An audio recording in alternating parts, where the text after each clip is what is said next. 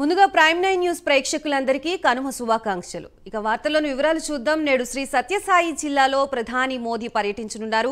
గోరంట్ల మండలం పాలసముద్రం సమీపంలో అంతర్జాతీయ ప్రమాణాలతో నిర్మించిన national academy of customs in direct taxes and narcotics ని ప్రారంభించనున్నారు. దక్షిణ భారతదేశంలోనే అతి పెద్దదైన నాసిన్ కేంద్రం 505 ఎకరాల్లో 541 కోట్ల వ్యయంతో నిర్మించారు. ప్రధాని పర్యటన నేపథ్యంలో నాసిన్ వెలుపల రాష్ట్ర పోలీసులతో పాటుగా కేంద్ర రక్షణ దళాలతో బందోబస్తు ఏర్పాటు చేశారు. దీనిపై మరింత సమాచారం మా ప్రతినిధి విజయ్ అందిస్తారు.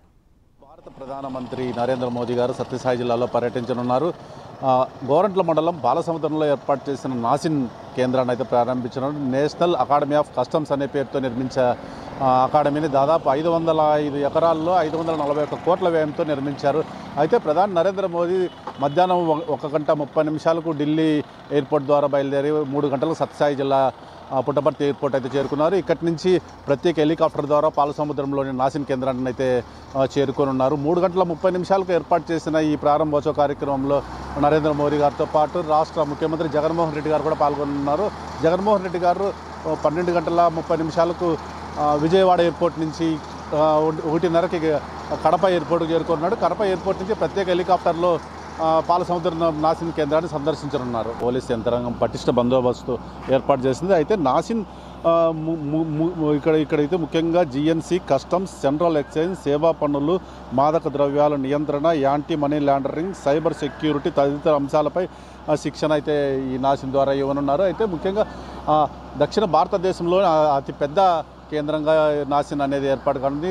గతంలో చండీగఢ్ కేంద్రంగా అయితే ఒక నాసిన్ అయితే ఏర్పాటు చేశారు. అయితే ముఖ్యంగా ఇది విస్తీర్ణంలో అతిపెద్ద నాసిన్ కేంద్రంగా ఉంది. అయితే ఇది దాదాపు తెలుగుదేశం ప్రభుత్వ హయాంలోనే దీనికి బీజం పోసుకున్నట్టయితే తెలుస్తోంది.